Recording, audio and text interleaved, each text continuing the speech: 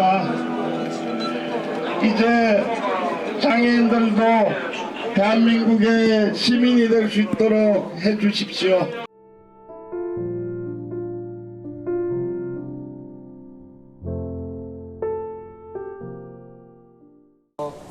기본적인 시민의 권리를 보장하기보다 정치가 오히려 무책임해서 장애인들의 기본적인 권리의 외침에 대해서 갈라치고 혐오가 조장이 됐습니다.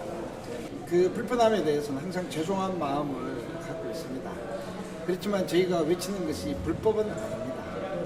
왜냐하면 정당한 권리가 보장받지 않는 이 사회에 대해서 우리는 외칠 권리가 있고 그 권리가 실현될 수 있도록 모든 분들이 함께 해야 될 문제라고 생각합니다. 누군가를 지독하게도 차별하는 그 차별의 문제가 기본적인 이동의 권리의 문제라며 이거는 모두가 함께 연결된 문제라고 생각하고 그 책임이 우리 모두에게 있지 않는가 싶습니다.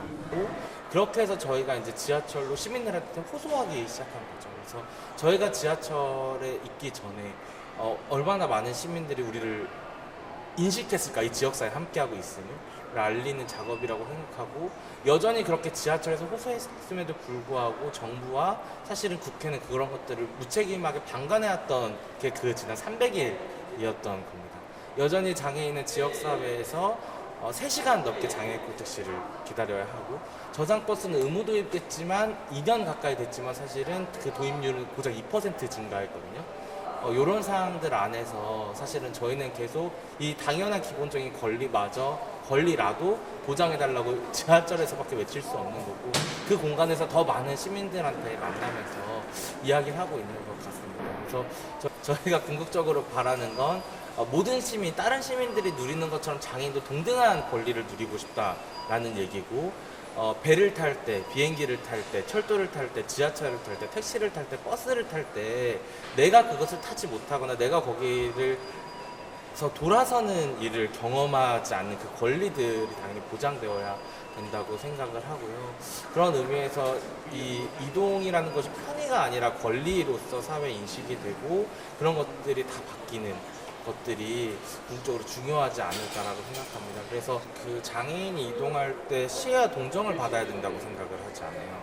버스를 탈 때, 지하철을 탈 때 경사로를 내리거나 아니면 버스가 정차하는 시간이 조금 길거나 그런 것들은 장애인이라서 다른 시민들이 배려해주는 게 아니죠. 그이들도 그 교통수단을 이용하기 위해서 당연히 같이 그 권리를 지켜주는 방식이잖아요. 저는 시민들이 누구나 이동을 할 때, 그리고 교통수단을 이용할 때 각자가 가진 다른 시간과 속도가 있다는 것들을 좀 명확하게 인식하는 게 중요하고, 그렇기 때문에 사실 이동은 누군가의 편의가 아니라 당연한 권리로서 그렇게 인식되는 것이 중요하다고 생각합니다. 기다림인 것 같습니다. 네. 너무 말씀드렸던 것처럼 23년째 기다리고 있는 사안이고, 하지만 여전히 함께 이동할 수 있는 사회를 여전히 꿈꾸면서 기다리고 있고.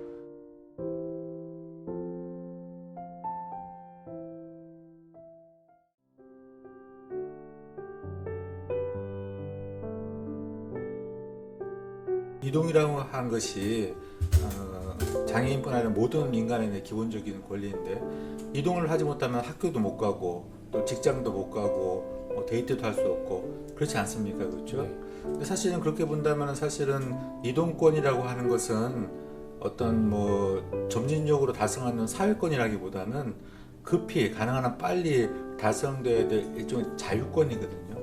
지금까지 이 사실 교통 시스템이 장애인 위주가 아니라 비장애인 위주거든요. 예.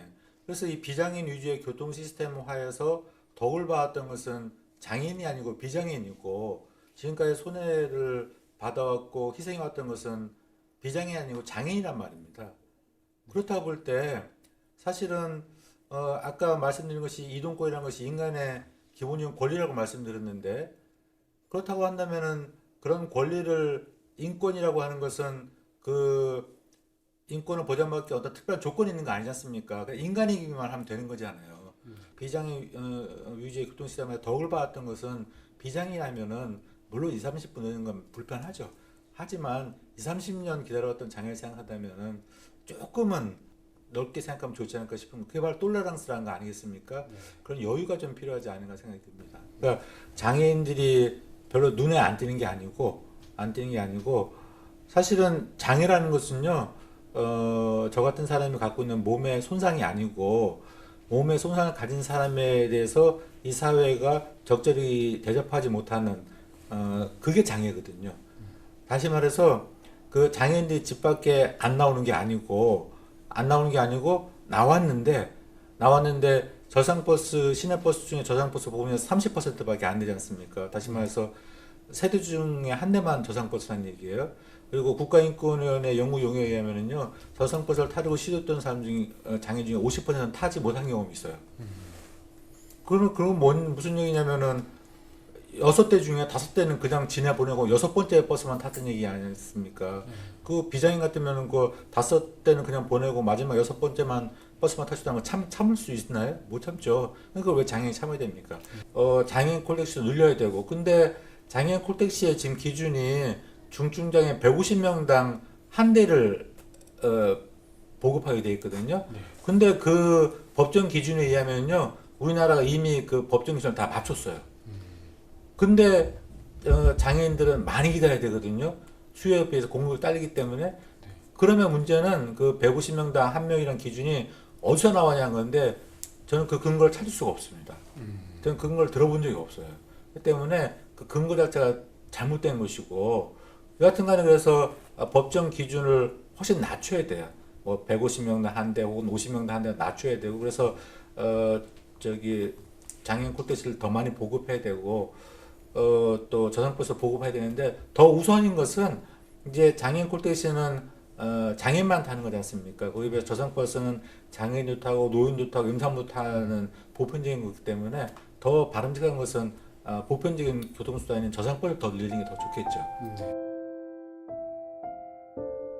발달장애인 분야 같은 경우에는 모든 택시들이 발달장애인이 탑승을 했을 때 이에 대해서 지원해 줄 수 있어야 된다라는 측면이고, 그게 심리적인 측면의 정서 측면뿐만 아니라 비용적인 측면에서도 이 부분의 비용은 정부가 일부 부담을 해야 된다라고 저희가 보고 있기 때문에 이 체계를 꼭 만들 필요가 있다라고 저희는 요구를 하고 있는 사람들입니다. 가장 큰 부분은 이제 시선이나 시각적인 문제라고 보고요. 옆에 있을 때 쳐다보지 않는 것부터 시작을 해서 있어줄 수 있는 것, 기다려줄 수 있는 것들인데, 쉽지는 않겠지만 알게 모르게 주변에 발달장애인 분들이 많이 있으십니다. 그런데 이제 그게 외적으로 외형적으로 드러나지 않는 문제 때문에 이루어지는 것들처럼 그런 문화적인 변화가 있어야 되고, 임산부들 같은 경우에는 별도의 어떤 체계들, 초기 임산부를 지원하는 제도를 정부가 정책적으로 만들었듯이 그런 방식의 발달장애인의 인식 개선 부분은 좀 더 강하게 필요하다라고 보고 있습니다.